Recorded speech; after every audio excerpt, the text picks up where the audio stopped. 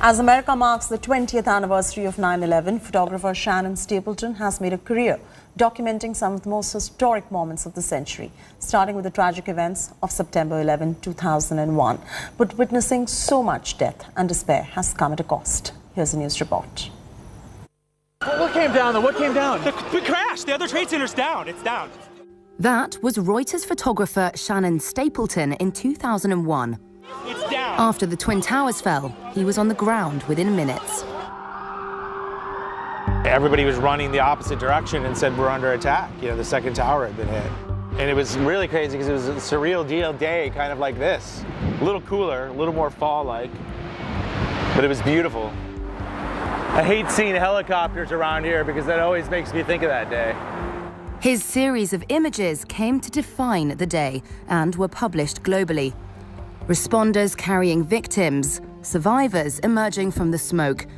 One of them, this woman, was Kayla Bergeron, who, unbeknownst to him, he would share a connection with. She was head of public relations for the Port Authority of New York and New Jersey, who owned the buildings, and had just made her way down 68 darkened and flooded flights of stairs. It took her nearly an hour to reach the bottom.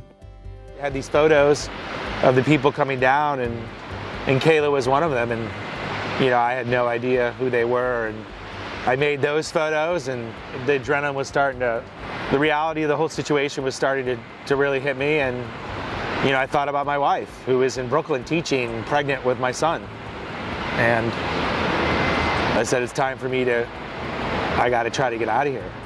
Both managed to get to safety. Minutes later, the North Tower collapsed. 20 years later, they finally met, brought together by that picture. The PR executive and the photographer were connected in that shared slender moment, and by deep psychological wounds they both say they've only recently come to terms with. It really affected me mentally and psychologically. And I went through several years of having very bad dreams. You never know what it's going to be like in that situation.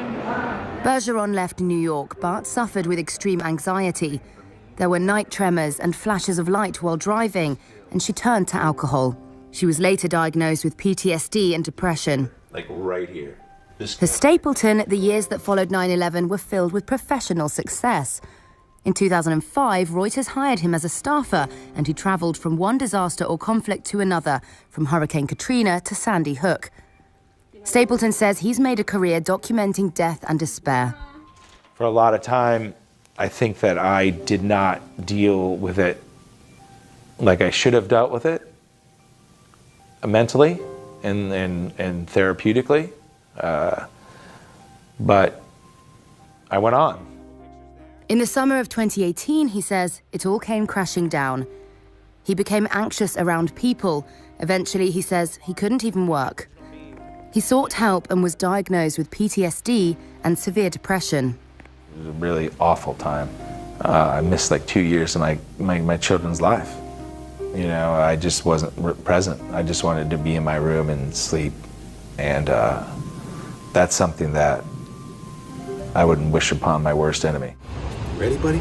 Fortunately, I changed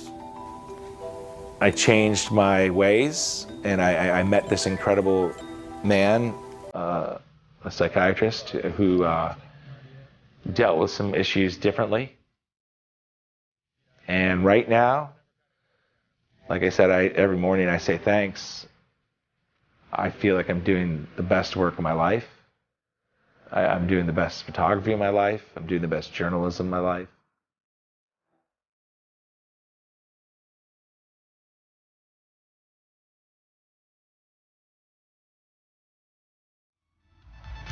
That's it from me, Chaiti Narula, on this bulletin. For further news and updates, don't forget to log on to indiatoday.in or download our app.